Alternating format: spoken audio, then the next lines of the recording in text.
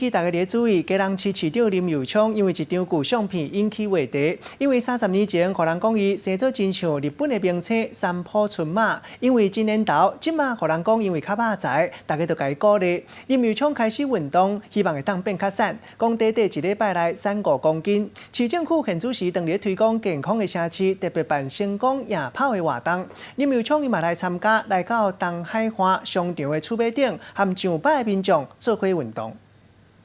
这个很久没有跑步，一个人跑比较孤单，一大群人跑比较幸福。基隆市长林右昌走到规身躯汗，佮大心开，走超800公尺了后，讲感觉真赞。基隆市长办按时走标的活动，27号的暗来到东华商场楼尾顶的空中跑道，成百的民众做伙参加。民众哪走，佮会当哪看基隆的夜景佮海景。市长嘛亲身来参加，讲家己即马会想要减肥，拢是因为进前的一张相片。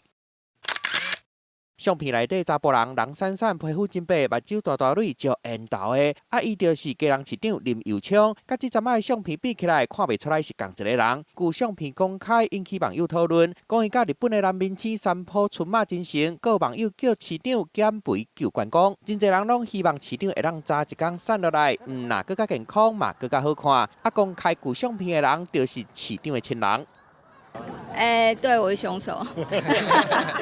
是手无罪吗？好，很多是不是？好了，我这样讲我被杀。结束了。啊，跑步。大家想要甲30年来身材变化拢讲出来，赶紧甲人带走。伊嘛讲短短一礼拜外，已经成功瘦5公斤落来啊！希望家己3个月会当减10公斤，变回去过去的黑高兄。希望大家跟市长一起来努力。然后我也在这边跟大家报告，也宣示一下，今天的跑步呢，虽然是第一次啊，可是绝对不会是最后一次。这回基隆市推广健康城市办走标的活动，预计9月初2会伫成功国校有名的彩虹跑道办成功走标，市长嘛全力支持，希望甲民众做伙运动健身。记者综合报道。